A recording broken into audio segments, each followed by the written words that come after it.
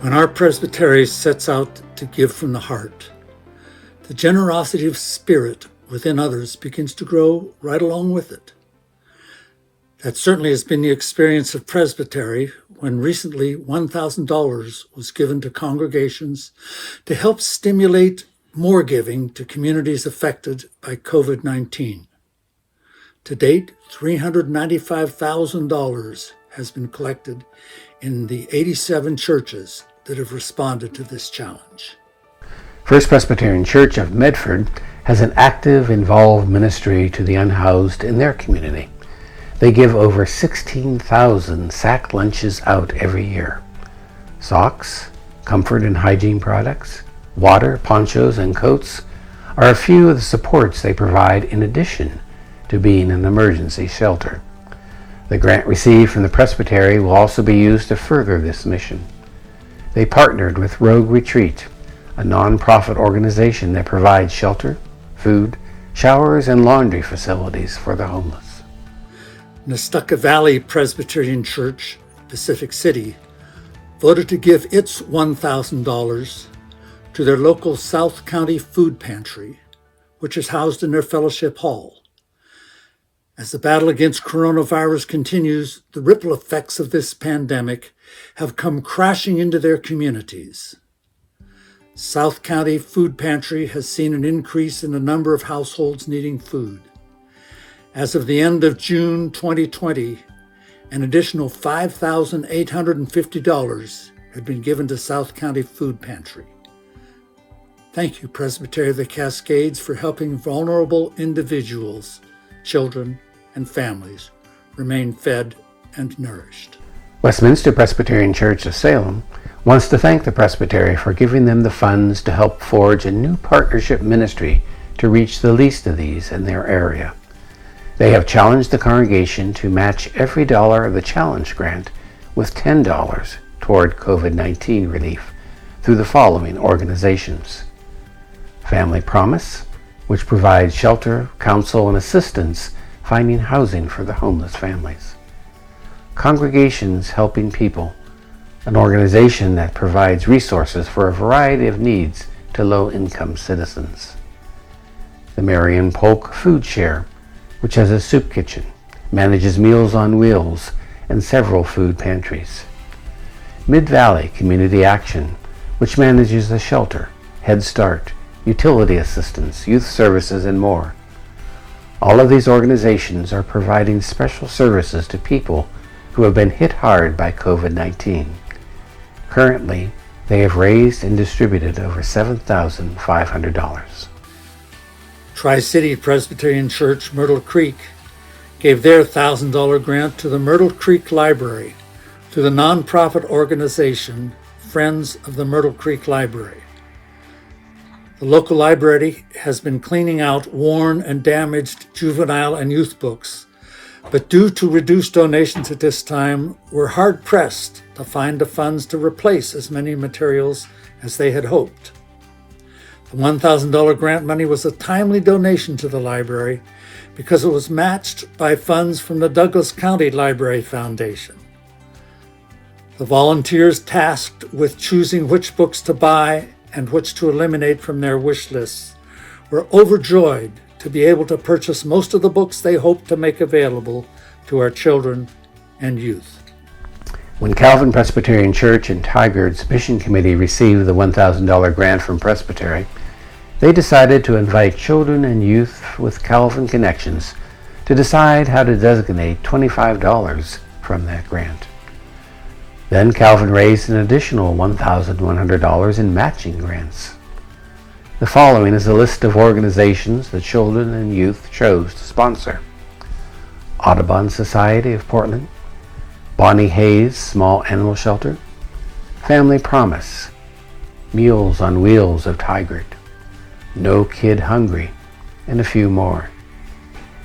3 children chose to receive funds for their own projects, and one wrote encouraging letters to medical staff and first responders and enclosed a Starbucks gift card with a note. With each check sent to an organization, they enclosed a note from the child saying why they picked that organization to sponsor.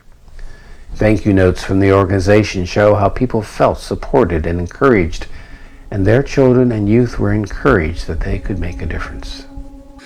Mount Tabor Presbyterian Church, Portland, decided to donate to Alyssa Bummer's School, Davis Elementary, in the Reynolds School District, and Jim Bridger and Atkinson Elementary Schools in the Portland Public Schools to support school needs. All these schools qualify as low income. To help even more, it was decided to make it a fundraiser with MTPC matching the donation to the community up to $1,000. This started off at the Real Deal concert on the church lawn September 5th. They will continue matching donations as the TS Facebook page and the MTPC Facebook page inform the community of this fundraiser. Press those donation buttons. First Presbyterian Church, McMinnville says, thank you for your grant of $1,000 for providing relief to those impacted by COVID-19 in our community.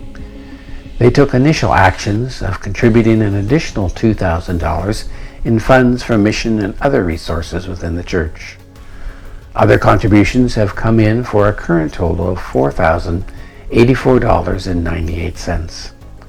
They have made multiple announcements in a variety of formats for requests from people who may be able to use this, including neighbors, co-workers, or family members from the congregation.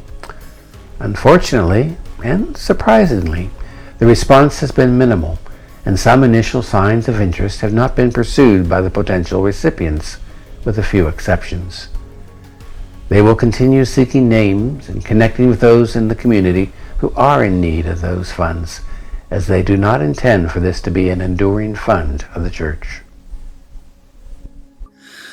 Multnomah Portland session approved the expenditure of the $1,000 and the solicitation of additional funds from the congregation to go to Howard's Heart, a registered nonprofit that provides teens in foster care with support in whatever they need, whether it be school supplies, extracurricular activities funding, tools for an apprenticeship, funds for college applications, or whatever.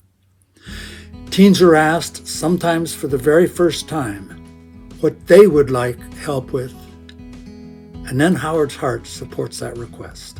Cascades Presbyterian Church in Vancouver has an ongoing active benevolence board that is constantly in tune with what is going on in their community. In addition to the $1,000 mission stimulus grant they received from Presbytery, they have provided $30,000 in grants to the Council for the Homeless in Clark County and Family Promise of Clark County for relief funds to homeless families seeking safe shelter in motels. An additional $1,000 to Family Promise of Clark County to help with family assistance, transportation, and incidentals during COVID-19. $1,500 in Winco gift cards are given to the Family Community Resource Center coordinators at Silver Star and Sunset Elementary Schools to augment weekly food supplies distributed by Clark County Food Bank.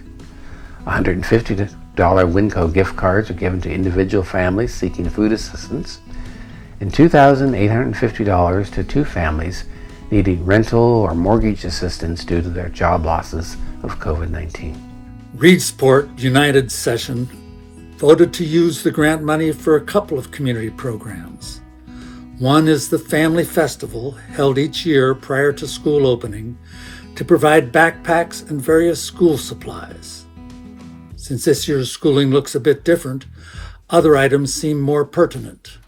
So $750 of the grant will go toward purchasing $10 gift cards at the local supermarkets, along with $600 from United PC through donations to the church, for a total of $1,350 or 135 gift cards to be distributed.